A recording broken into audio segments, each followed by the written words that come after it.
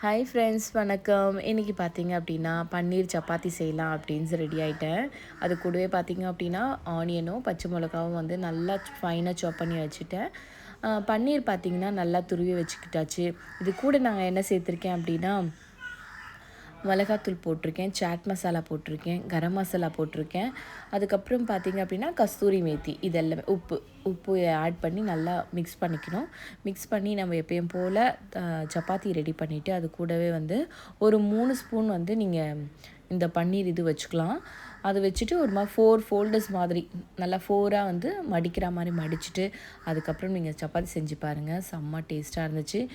எங்களோடைய ஃபேவரெட்டுன்னு சொல்லலாம் இந்த சப்பாத்தி. ஏன்னா அவ்வளோ பிடிக்கும் பசங்களுக்கு. இது செய்கிறோம் அப்படின்னாவே அவங்க வந்து உட்காந்துப்பாங்க, எப்போ செய்வீங்க அப்படின்ற அளவுக்கு அவ்வளவு டேஸ்ட்டாக இருக்கும்.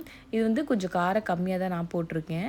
ஏன்னா பசங்களாம் சாப்பிடணும் இல்லையா, அவங்களுக்கு வேணும் அப்படின்னும் போது காரம் கொஞ்சம் எடுத்துக்கோங்க. காரம் கொஞ்சம் நல்லா போட்டிங்க அப்படின்னா நல்லாயிருக்கும். இதுக்கு வந்து தொட்டுக்க எதுவுமே வேண்டாம், சாஸ் வச்சே நீங்கள் ட்ரை பண்ணலாம். ஏன்னா அவ்வளவு சூப்பராக இருக்கும். இல்லைன்னா ரைத்தா வச்சு சாப்பிட்லாம். ஃபஸ்ட்டு சாப்பிட்றது பார்த்திங்கன்னா லோகி தான். ஏன்னா எப்போவுமே அவருக்கு ரொம்ப பிடிச்சது இந்த சப்பாத்தி. அதனால் எப்போவுமே அவர் ஃபஸ்ட்டு சாப்பிட்ருவாரு. அவங்க தங்கச்சியை பாருங்கள் எவ்வளோ கோவப்படுறான்ட்டு. ஏன்னா அவனுக்கு மட்டும் கொடுத்துட்டோன்னு கோவப்படுறா. அவனுக்கு ஊட்டினதும் ரொம்ப ஹாப்பி ஆகிட்டு அவளும் டேஸ்டியாக சாப்பிட்டுட்டு இருந்தா. Okay friends, bye. வாழ்க வளமுடன். நீங்களும் இந்த மாதிரி ட்ரை பண்ணி உங்கள் பசங்களுக்கு கொடுத்து மகிழ்ச்சியாக இருங்க. Bye friends.